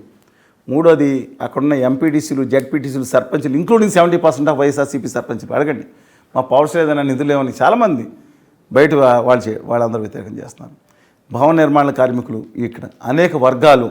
అది కాకుండా మీరు కనుక ఇది చూసుకుంటే ఏది రాజధాని మీరు చెప్పిన అమరావతి, ఆ తర్వాత చంద్రబాబు నాయుడు గారిని అరెస్ట్ చేసిన అంత పెద్ద మనిషిని ఒక వేధించిన తీరు, అరెస్ట్ చేయడం కాకుండా వేధించిన తీరు, ఎన్నో సమ్ పాయింట్స్. రాష్ట్రంలో ఏకపక్షంగా కక్షాదింపు చర్యలు జరుగుతున్నాయని, అభివృద్ధి లేదని, బట్టనొక్కడు ఒకటే ఉంది కానీ అభివృద్ధి లేదని, ఇలాంటి సంఘటనలో 1-2 కానీ చాలా సంఘటనలు ఉన్నాయి. కళ్యాణ్ గారు వీళ్ళందరినీ ఈయన ఏకం చేసినట్టు ఓట్ ట్రాన్స్ఫర్ కూడా ఆయనకు వ్యతిరేకం. ఎందుకంటే except few constituencies Telugu Desam Janasena మధ్యన ఓట్ ట్రాన్స్ఫర్ దాదాపు 80% వచ్చిన సమాజం చెప్పడం 80% అనుకూలంగా ఉండే అవకాశం వస్తుందని చెప్తున్నాను. ఇలాంటి కారణాలు 15 కారణాలు వారికి వ్యతిరేకంగా ఉంటే, పైగా కేంద్ర ప్రభుత్వం ఆఖరిలో అధికారులను మార్చడం, వన్ సైడ్ చూసి that's also one of the point. That's not main reason కాదండి. అసలు మెయిన్ రీజన్ అయితే ఆయన ఒకటే అయిపోతే రాష్ట్రం వచ్చేద్దండి. ఆయన మీద వ్యతిరేకత లేకుండా మోడీ గారి పక్కన ఉంటే వచ్చేస్తా రాదు కదా. అందువల్ల మోడీ గారు ఇంకా జగన్ గారి పక్కన ఇంకా పోతాయి సీట్లు. తెలుగుదేశం పార్టీ అవుట్ రైట్గా రూపాయి ఖర్చు పెట్టి బ్రహ్మాండంగా వచ్చేది. వాళ్ళు సమాధానం పరుచుకుని అధినేత ఏం తప్పు చేసింది దాన్ని కవర్ చేయడానికి 500 మంది ఉంటారండి. ఇటు జగన్మోహన్ రెడ్డి గారి పక్షాన ఉంటారు, వాళ్ళు ఉంటారు. ఈ కక్షాదింపు, అమరావతి మహిళ మీద చేసిన కక్షాదింపు మామూలు కక్షాదింపు అండి. It's not joke. కాదు, ఇవన్నీ కూడా అది చెప్తాను. ఇవన్నీ ఒక కోణం అయితే కాంగ్రెస్ పార్టీ ఆయన నమ్ముకుంది ఏంటంటే సంక్షేమ పథకాలు, తన నమ్మకం ఏదైతే తను అభివృద్ధి చేశానని మిగతా చోట్ల ఏదైనా కానీ ఈ 2-3 విషయాలు ఆయనకు అనుకూలం, మిగతా 15 వ్యతిరేకం ఉన్నాయి. ఎస్ షర్మిల గారు కాంగ్రెస్ పార్టీ వైఎస్ఆర్ తెలంగాణ పార్టీ మాజీ అధ్యక్షురాలు, తెలంగాణలోనే నేను ఉంటాను, నాకు దానికి సంబంధం లేదని మోడరేటర్, టీవీ మోడరేటర్ గారు మీ ఆవిడ ఎక్కడని కూడా ప్రతి వివరాలు అడిగి అన్నీ కూడా మాట్లాడి ఆడపిల్లని ఏడపిల్లని చెప్పి అసలు రాష్ట్రానికి సంబంధం ఏంటి, పక్క రాష్ట్రం ఏదో పక్క రాష్ట్రం అనుకుని పక్కన పడేసి ప్రత్యేక దినదినాల కోసం ప్రాణాలు పణంగా పెట్టి పనిచేస్తుంటే, పాదయాత్రలో విజయాత్రలో ధర్నాలు చేస్తుంటే కూడా కనీసం మోసం చూపకుండా చనిపోయిన వాళ్ళకి పలకరించే అవకాశం కూడా లేకుండా 5 సంవత్సరాలు కదా అంతకు ముందు కూడా దారుణంగా వ్యవహరించిన వారు ఇవాళ వచ్చి నేను ప్రత్యేక హోదా ఎవరు మాట్లాడటానికి లేదు, ఇంకా నయమండి బ్రహ్మాండంగా ఆస్కార్ అవార్డు వస్తుంది అందుకే నేను వచ్చాను, ఆవిడ ఉద్యమం ఆవిడ చేసుకోమని అబ్జెక్షన్ లేదు. హోదా ఉద్యమాన్ని కానీ నేనే వచ్చాను, నేనే పుట్టిన తర్వాతనే పదజాలం ఎవరిని కలుపుకొని ఏకతత్వం నేను చెప్తున్నాను. ఈ విషయంలో రాజశేఖర రెడ్డి గారి ఆస్తుల పంపకం కోసం ఆవిడ చెప్పారు, నాకు సాక్షుల వాటి ఉంది, దానికోసం ఉద్యమం చేసుకోమనండి, బాధ లేదు, ఇంకా ఏం కావాలో ఉద్యమం చేసుకోమండి. అల్లి గారు వచ్చేది అత్యంత సంపన్నురాలు ఆవిడ, మామూలు రాష్ట్రంలో సామాన్య వ్యక్తులు కాదు, అత్యంత సంపన్నురాలు వారికి అత్యధిక ఆవిడ మతం గురించి కూడా వచ్చానని చెప్పి ఆ పార్టీలో చేరని రాశారు, ఆవిడ ఇష్టం, ఐఎమ్ నాట్ డెనింగ్ దట్. కానీ మిగతా విషయాలు ఎవరో చేయలేదు, నేనే వచ్చానని మాట మానుకుంటే మంచిది అని నా అభిప్రాయం. సార్ కాంగ్రెస్ పార్టీని మళ్ళీ బతికించబోతున్నారు ఆంధ్రప్రదేశ్, ఆవిడ బతికించిపోతున్నప్పుడు బీజేపీ కోటకి మద్దతు పలకలేదు, ఇండైరెక్ట్గా ఒక సీట్ వచ్చే అవకాశం ఉందని చెప్పి నడుస్తుంది. ఏంటండి ఒక సీట్ వస్తుంది కాంగ్రెస్కి, ఎక్కడ ఏ సీట్ అది? అసెంబ్లీ సీటా? అసెంబ్లీ సీట్ అయితే మడకసేరులో గట్టి పోటీ ఇప్పించారు బికాస్ ఆఫ్ డ్యూ టు రఘువీర్ రెడ్డి గారు, వస్తున్నారని నేను చెప్పలేను. అలాగే ఆమంచి కృష్ణమోహన్ గారు గట్టిగా పోటీ ఇచ్చారు చీరాల్లో. అది వాళ్ళ సొంత బలం అండి, అది ఎవరి మీద ఆధారపడి శాటిలైట్ల మీద ఆధారపడి బతికేవాళ్ళు కాదు వాళ్ళు. శాటిలైట్ మీద ఆధారపడి లేకపోతే ఇంకోళ్ళ మీద ఆధారపడి వాళ్ళు సొంతంగా నిలబడ్డారు. 2014 ఇండిపెండెంట్గా వరం గారు, ఇప్పుడు పీఠాపురం వరం గారు, ఆమంచి కృష్ణమోహన్ ఇద్దరు నెగ్గారు. సరే దట్ ఈస్ డిఫరెంట్ ఇష్యూ. నా అభిప్రాయం ప్రకారం నిజంగా మిగతా వాళ్ళు చెప్పిన ప్రకారం కాంగ్రెస్ పార్టీలో 175 మంది అభ్యర్థులు 2 మంది ₹1 కానీ మిగతా సాధనా సంపత్తి కానీ మిగతా అన్నీ కానీ సాయం చేయని మొత్తం రాష్ట్రాంతా వదిలేసి 15 రోజులు కేవలం కడపలోనే ఉండే ఒకే ఒక పార్టీ అధ్యక్షుడు. ఏ పార్టీ అన్నా చూసారు? కనీసం సిపిఎం శ్రీనివాసరావు గారు, చంద్రబాబు నాయుడు గారు, ఏ పార్టీ ఈ రాష్ట్రంలో వచ్చిన తర్వాత ఆ పార్టీ అధినేత మొత్తం రాష్ట్రాన్ని వదిలేసి తన కాన్స్టిట్యున్సీలో దాదాపు 2-3 వారాలు ఉన్నారండి. కనీసం వాళ్ళకు సాయం చేశారా లేదని మీరు 175 మంది కాన్స్టిట్యున్సీని పిలవండి. వారి కాన్స్టిట్యున్సీలో ఎమ్మెల్యేలకే సరిగ్గా చూసుకోకపోతే అందులో వామపక్ష పోరాట యోధులు ప్రాణాన్ని పణంగా పెట్టి రాష్ట్రం కోసం పోరాడిన రైతు సంఘం నేతలుంటే మాలాంటి వాళ్ళు అండగా ఉండాలి తలుచుకున్నాం. కానీ చెప్తున్నాను, ఆవిడేమన్నారు తెలియదు నాకు. లక్ష్మీనరసింహ యాదవ్ గారు ఆమె నంద్యాల నుంచి పోటీ చేస్తే ఆఖరికి ఆయన కూడా సాయం జరిగిందా? ఎవరు చెప్పమంటారండి ఇదంతా? అందువల్ల నా ఉద్దేశం ప్రకారం మిగతా వాళ్ళు చెప్పింది నేను ఔఫారిటిస్టు, వారు ఎన్డీఏ కూటమి ఇండైరెక్ట్గా కూడా సాయం చేశారని చెప్తున్నారు. I don't know the facts, but నేను విన్నది మీకు చెప్పాను. వారు కాంగ్రెస్ పార్టీ నేత. With due respects to I respect her for her fighting spirit in Telangana. Revanth Reddy గారిని ఆవిడ మాట్లాడిన ఒక్కొక్కటి అసలు చండా గారి మాటలతో, అలాగే శంకరయ్య కాంగ్రెస్ నేతల్ని అద్భుతంగా మాట్లాడారండి ఆవిడ. నిలబడి పోరాడిన ఆవిడ. అంత స్ఫూర్తి, అంత శక్తి గొప్ప ఆవిడ. దాంట్లో అధికార పక్షం అధికారంలో రాబోతున్నాం. విశాఖపట్నంలో 9వ తేదీ ఘనంగా ప్రమాణ స్వీకారం చేయబోతున్నాం. ప్రతిపక్షంలో ఉన్న చంద్రబాబు నాయుడు గారు మేము అధికారంలో రాబోతున్నాం, అమరావతిలో ప్రమాణ స్వీకారం చేయబోతున్నాం అంటున్నారు.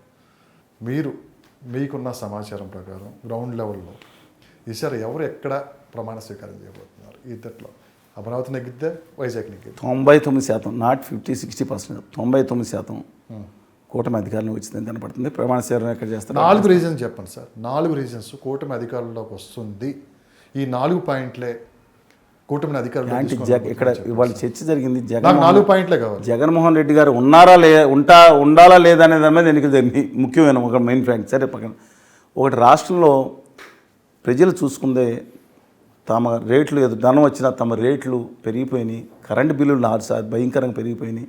ఆయిల్ రేట్లు పెరిగిపోయినాయి. గ్యాస్ బండ కారణం ఎవరైనా చూడరు కదండి. కేంద్రం పెంచింది, మోసం చేసింది, సర్వనాశనం చేసిన రాష్ట్రాన్ని నరేంద్ర మోడీ గారు అంటే కాదు. అందుకని నేను సాపి చెప్తున్నా, మోసం చేసినా చెప్పకపోతే ఎలాగండి?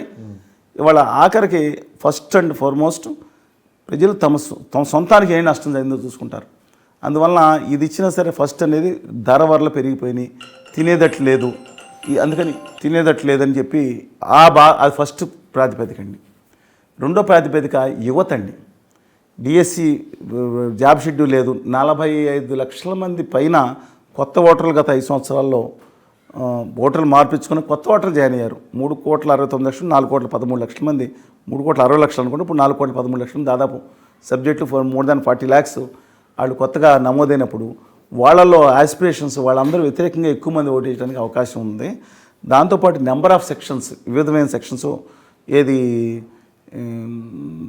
ప్రభుత్వ ఉద్యోగులు, భవన నిర్మాణ కార్మికులు అందరూ ఏదో ఇసుక దాని మీద దెబ్బతిన్న వాళ్ళు, తర్వాత అందరితో పాటు మందు కొట్టేవాళ్ళు కూడా.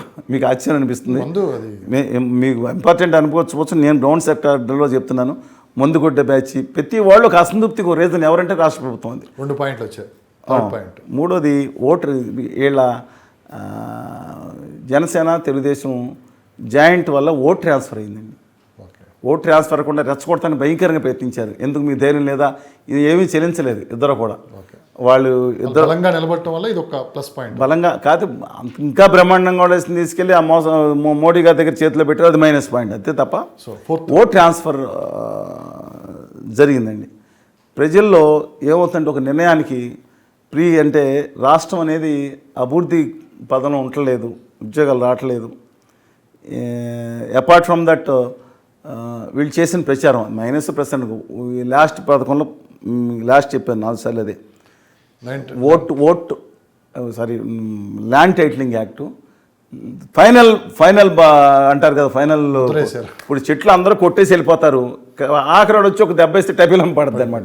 అబ్బో సూపర్ హీరో అంటారు. అలాగా ఆ సూపర్ హీరో అలాగా మేనిఫెస్టో, తెలుగుదేశం పార్టీ మేనిఫెస్టో అంతటి హామీలు ప్లస్ ల్యాండ్ టైటిలింగ్ యాక్టు, లాస్ట్లో జరిగిన ఈ ప్రచారం, ఇవన్నీ కూడా అనుకూలంగా మారుతున్నాయి. అనుకూలంగా ఉంది. ఆయనకు అనుకూలంగా ఒకటి, నేను ప్రజలకు న్యాయం చేశాను, ఆత్మగౌరవంతో వాళ్ళకి ఇంటింటికి ఇచ్చాను. 99% హామీలు నెరవేర్చాను. సరే 90 కాదులేండి, ఒక ఖచ్చితంగా నా వల్ల లబ్ధి చేకూరిందంటేనే ఓటేయండి, లేకపోతే నాకు ఓటేయద్దు అన్నారు ఆయన. మద్య నిషేధం ఒకటి, సిపిఎస్ ఒకటి, ఇంకోటి తప్ప మిగతా సంక్షేమ పథకాలు కొంచెం అటు ఇటు అయినా చేసిన మాట వాస్తవం అండి. నచ్చిన వాళ్ళు నచ్చుతుంది, అసలు నేను చెప్పింది అర్థం చేయదు, అంతే కదండి. మీకేమైనా డౌట్ ఉంటే చెప్పండి, నేను చెప్పిన తప్పు అయితే. అలాంటి ఆ నేపథ్యంలో అదే ఆయన నమ్ముకున్నాను. ఆయన ఒక్కడే నమ్ముకుంది ఏంటంటే ప్రజల మీద నేను విశ్వాసం ఉంచాను. ఆయన ఒక్కడే కూర్చున్నాను. కానీ అంతా ప్యాలెస్లో కూర్చుని ప్రజలకు కలవపోవటం అహం అండి. నేను 5వ పాయింట్ అంటున్నాను. అహం అనేది కేసీఆర్ గారు పాలన, ఆ దళిత బంధు, తర్వాత 2 బెడ్రూమ్ హౌసెస్లో ఫెయిల్ అయ్యారు. అంటే 5% నుంచి మిగతా అందరూ యాంటీ అయ్యారు. ఆ అహంకారం, కాళేశ్వరం తప్ప మిగతా అడ్మినిస్ట్రేషన్ కానీ, మిగతా లా అండ్ ఆర్డర్ కానీ, లేకపోతే సాఫ్ట్వేర్ ఎక్స్పోర్ట్మెంట్ కానీ కేసీఆర్ గారు ఉన్న సమాచారం ప్రకారం ఆంధ్రప్రదేశ్లో మళ్ళీ జగనే రాబోతారని ఆయన సంగతి వదిలిపెట్టలేదు. ఇంతకుముందు 2014 కూడా చెప్పారండి. ఆయన ఏమన్నా జ్యోతిష్ శాస్త్రవేత్త కాదు, కానీ జ్యోతిషాన్ని మేము పక్కన పెట్టండి. ముందర ఆయన సంగతి చూసుకోవడం మంచిది. ఆ ఒక సీటు కూడా వచ్చేటట్లేదంటే 1, 2 వస్తాయి పార్లమెంట్లో. అందుకని ఆయన సంగతి ఆయన చూసుకోమని కానీ ఆంధ్రప్రదేశ్ కామెంట్ చేశారు. కానీ ఇక్కడ మాత్రం చెప్తున్నా, ఈ ఆహ్వానం చూశారు ఎవరిని కలవడం, ఒక మంత్రులను కూడా కలవడం, అది తెలంగాణ సమాజం అసహ్యించదు. ఆంధ్రప్రదేశ్లో సమాజం కూడా ఆలోచిస్తుంది. అది ఫీక్లో ఉంటుంది. అది ఎందుకు మంత్రులను కలవని తత్వం ఏంటి ఇది అనేది ఆయన ప్యాలెస్గా పరిమితం. అంటే ఆయన ఏమనుకుంటాను, నేను డాట్ని కొట్టాను ఎవరింటికి కలప. నిజంగానే అవినీతి మిగతా చోట్ల ఎక్కడో దీంట్లో భయంకరమైన కనపడుతుంది కానివ్వండి, డైరెక్ట్గా వెళ్ళిపోతున్నాయి నిధులు. సరే చెప్తున్నా, పాజిటివ్ ప్లస్ మైనస్ ఉంటాయి. ఆయనకంటే లోపల కూర్చుని ఆయన కూర్చుంటున్నారు. అందువలన ఆ అహం అనేది ప్రజల్లో ఉండకపోతేనండి, అంటే ప్రజల్లో ఉండాలంటే ఖచ్చితంగా ప్రజల్లో కనీసం కనపడాలి. తన తోటి ఎమ్మెల్యేలకి అపాయింట్మెంట్, ధర్మదర్శనం ఏదో ఉంటుంది కదండి, ప్రత్యేక దర్శనం కాకుండా ధర్మదర్శనంతో అందరూ పాటిస్తే కాదు. ఇవన్నీ కారణాలు ఒకవేళ ఓడిపోతే ఆయన ఓటమికి కారణం అవుతాయి. 10 సంవత్సరాల నుంచి విభజన హామీల కోసం ఆంధ్రప్రదేశ్ రావాల్సిన నిధుల గురించి కావచ్చు, మీరు తిరగని ప్రాంతం లేదో, చేయని పోరాటం లేదు. శ్రీశ్రీ చెప్పినట్టు నడుస్తూనే ఉంది.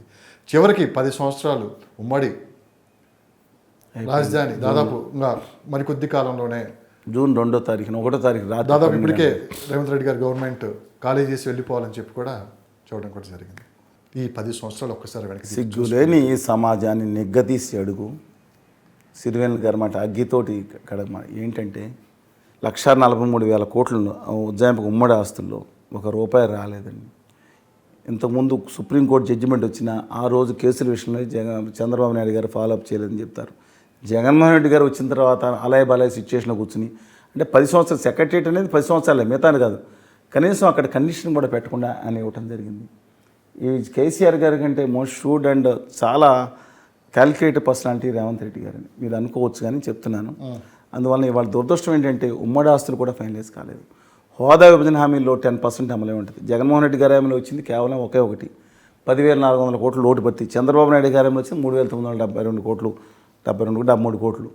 మిగతా కొన్ని ఇన్స్టిట్యూట్స్ కానీ ఇంత కాలేదు. బాధ తప్పితో నేను చెప్తున్నాను, తెలంగాణ మూమెంట్ ఏదైతే ఉందో ఆ తెలంగాణ మూమెంట్ అనేది పోయిందన్నారు. 2 ఎంపీలు 2009లో కేసీఆర్ గారు ఇటేమో ఎవరు విజయశాంతి గారు, ఇద్దరు మొహం కూడా చూసుకోకుండా 2 టీఆర్ఎస్ సభ్యులు ఇద్దరే ఉండేది పార్లమెంట్లో. తెలంగాణ రాష్ట్రమే తెచ్చుకున్నారు. వాళ్ళ భావితరాల భవిష్యత్తు ముఖ్యమైన ఇండస్ట్రీలు కానీ కానీ చాలా అత్యవసరం. 2019 తర్వాత మేము గట్టిగా ఉద్యమించాం, అంతకు ముందు కంటే గట్టిగా ఉద్యమించాం. మీ మేజర్ మీడియా ఎక్సెప్ట్ బారింగ్ 90% చూపించలేదు మా ఉద్యమాన్ని. మనం ఢిల్లీ నుంచి గల్లీ వరకు ఎంత కేంద్రమంది తిరిగాం, సమరయాత్రలు చేసాం, ఇచ్చాపని హిందూపురం చైతన్యయాత్రలు చేసాం, ఇచ్చాపని హిందూపురం వరకు 26 జిల్లాల్లో ధర్నాలు పెట్టాం, రాష్ట్రమంతా తిరిగాం, ప్రాణం పెట్టి పనిచేసాం, ఎంతో కొంత రాష్ట్రానికి లాభం చేసాం. ఇంతకుముందు మొన్న కూడా చెప్తే మా వల్ల రాష్ట్రానికి లాభం జరిగింది. ఆ రోజు కానీ ఈ రోజు కానీ మేము నష్టపోయి ఉండొచ్చు అన్ని విధాలుగా. కానీ వాళ్ళని దయచేసి అందరూ విజ్ఞప్తి చేస్తున్నాను, విష్ణుమూర్తిని తీసుకొచ్చి కూర్చోబెట్టినా కాదని, ప్రత్యేక హోదాలో దాంట్లో వచ్చే రాయితీలు ఇన్సెంటివ్స్ కనుక మనకు వస్తేనే బాగుపడింది. ఏదో తూతు మంత్రంగా ఆ జార్ఖండ్లో ఇచ్చినట్టు ఇక్కడ ఇచ్చినట్టు కార్ల కర్మకారం లేదా ఇంకోటి కర్మ ఇచ్చాం. అది కూడా చంద్రబాబు నాయుడు గారు అన్నీ ఆంధ్రప్రదేశ్కి రావాల్సినవి అక్కర్లేదని చెప్పి చాలా కష్టపడి తీసుకొచ్చింది ఒక కర్మాగారం. ఇవాళ ఇన్ఫోసిస్ తీసుకొచ్చాను, లేకపోతే ఇంకో 10 తీసుకొచ్చానని ఆదాన్ డేటా సెంటర్ని జగన్మోహన్ రెడ్డి గారు చెప్తున్నారు. లాస్ట్ పెద్దది ఏది కాదండి, పోర్ట్స్ రోడ్ కడుతున్నారు. నేను నామ్ డినైయింగ్ దట్ సిడిసిఐ ఎలక్ట్రికల్స్. నాకు అర్థం కాంది, సిడిసిఐ ఎలక్ట్రికల్స్ని అప్పుడు తిట్టారు, ఇప్పుడు ఆ డబ్బులు ఏమో తెలుగుదేశం పార్టీకిను వైకాపాకి ఇద్దరు కూడా ఇచ్చారని ఇద్దరు సైలెంట్ అయిపోయారు. దయచేసి ప్రజలారా ఆలోచించుకోండి. ఎవరన్నా సరే తమ హక్కులకి ఆత్మగౌరవానికి నిలబడి వాళ్ళ ఒక్కసారి ఆలోచన పిడికిలు బిగించాలండి. ఇవాళ ఆత్మగౌరవాన్ని ఢిల్లీ పాఠశాల దగ్గర తాగట పెట్టి కనీసం స్టీల్ ప్యాంట్ మిగతాది కూడా అడగకుండా ఉండే దౌర్భాగ్య స్థితికి రాష్ట్రాన్ని తీసుకెళ్ళి వచ్చేస్తుందని కాదు, దయచేసి నిలబడండి. భావితరాలు బాగుపడతాయి. 90% కొత్తగా వచ్చిన యువత బయటికి వలసలు వెళ్ళిపోయే పరిస్థితి ఉంటే ఏం చెప్పాలి లక్ష్మీనారాయణ గారు? ఒక్కటి చెప్తాను మీకు ఈ విషయం. మనం చెప్పాను 2014లో చంద్రబాబు నాయుడు గారు అధికారం స్వీకరించిన జూన్ 8వ తారీఖున ఆంధ్రప్రదేశ్లో బేసిక్ సాఫ్ట్వేర్ ఎక్స్పోర్ట్స్ 1200 కోట్ల రూపాయల లోపు ఉన్నాయి. ఎస్ అపార్ట్ ఫ్రమ్ బీపీఓలు అంటే తీసేయండి. 2019 మే 30వ తారీఖున ఆయన దిగిపోయే నాటికి బేసిక్ సాఫ్ట్వేర్ ఎక్స్పోర్ట్స్ 1200 కోట్ల లోపే ఉన్నాయంట. పురంధేశ్వరి గారు లేఖ ఇస్తే కేంద్ర ప్రభుత్వం ఇచ్చింది. నేను సాధించేస్తాను యువనేత ఆయనేమో నేను ఇల్లు సైబరాబాద్ కంటే నిజంగానే ఆయన రాష్ట్రానికి ఆయన తెలంగాణ రాష్ట్రంలో ఇప్పుడున్న సైబరాబాద్ కానీ మిగతానికి ఆయన ఉపయోగపడ్డారు చంద్రబాబు నాయుడు. కానీ రాష్ట్రం వచ్చిన తర్వాత అంటే ఆ సాఫ్ట్వేర్ కావాలి 3 ఏళ్ళని 5 ఏళ్ళు ఉన్నారు కదా ఆయన. సార్ 2019 జగన్మోహన్ రెడ్డి గారు వచ్చిన తర్వాత ఈయన సాధించిన గొప్పది ఘనత ఏం లేదు. 2000 కోట్లు అంట. నవ్వుతారండి. పక్కన తెలంగాణలో 3 లక్షల కోట్లు చేరుకుంటుంది, పక్కనున్న తమిళనాడులో 3.5 లక్షల కోట్లు, పక్కన కర్ణాటక 4 లక్షల కోట్లు సాఫ్ట్వేర్, ఆఖరికి అటవీ రాష్ట్రాన్ని ఏలం చేసే ఒరిస్సాలో 2.5 రెట్లు ఎక్కువ ఉంది, ఉత్తరాఖండ్లో పెరిగింది. నా పిల్లలు మన రాష్ట్రాల్లో ఉన్న విద్యార్థులు వీళ్ళందరూ 90% బయటకు వెళ్ళి వలసలకు వెళ్ళి వెళ్ళాల్సిన పరిస్థితి వస్తే వీళ్ళ గురించి మాట్లాడుతున్నారు. హోదా విభజన హామీల గురించి మాట్లాడకుండా పక్కన పెట్టేసారు. పాచిపళ్ళు ఎట్టున్నారు, ఎత్తి మీదకి ఎక్కువ కూర్చున్నారు. ఏం చేయమంటారు? రేపు పొద్దున వీళ్ళందరూ వచ్చేస్తే అభివృద్ధి అయిపోయింది 2 పేపర్లు 4 మంది రాసేస్తే అయిపోతుందా? పోరాడాలి, ఖచ్చితంగా పోరాడతాం. 10 మంది ఉన్నా సరే పోరాడతాం. 2019 తర్వాత టీవీలు మేజర్ మీడియాలు 99% వేయలేదు మేము చేసిన ఉద్యమాన్ని. ఏం తప్పు చేసాము? 3 పార్టీల మేజర్ ఛానల్స్ ఒకరిద్దరిని చూపించారు, ధన్యవాదాలు చెప్తే ఏం తప్పు చేసాం మేము? ఎవరైనా బూతుమారు తిట్టామండి? అనుచితంగా మాట్లాడిన గవర్నీలు చంద్రబాబు నాయుడు గారిని కానీ, జగన్మోహన్ రెడ్డి గారిని కానీ, కళ్యాణ్ బాబు గారిని కానీ, లేదా ఇంకెవరన్నా మేము అన్నామా? తమ హక్కుల కోసం మమ్మల్ని ఎందుకు బ్యాన్ చేస్తారు? What is this? చూద్దాం, కాలమే నిర్ణయిస్తుంది. Thank you sir. Thank you. ధన్యవాదాలు.